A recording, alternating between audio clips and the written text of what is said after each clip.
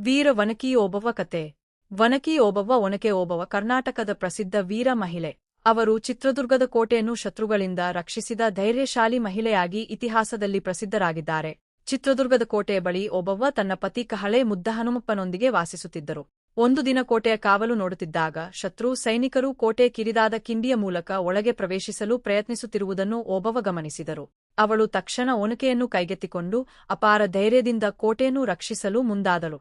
ಶತ್ರು ಸೈನಿಕರು ಕಿಂಡಿಯ ಮೂಲಕ ಒಬ್ಬೊಬ್ಬರಾಗಿ ಬರುತ್ತಿದ್ದಾಗ ಓಬವ್ವ ಅವರನ್ನು ತಡೆದು ನಿಲ್ಲಿಸಿದಳು. ನಂತರ ಅವಳು ತನ್ನ ಪತಿಗೆ ವಿಷಯ ತಿಳಿಸಿ ಕೋಟೆಯ ರಕ್ಷಣೆಗೆ ಸಹಾಯ ಮಾಡಿದರು. ಓಬವ್ವಳ ಧೈರ್ಯ ಮತ್ತು ಸಮಯಪ್ರಜ್ಞೆಯಿಂದ ಕೋಟೆಯನ್ನು ರಕ್ಷಿಸಲು ಸಾಧ್ಯವಾಯಿತು.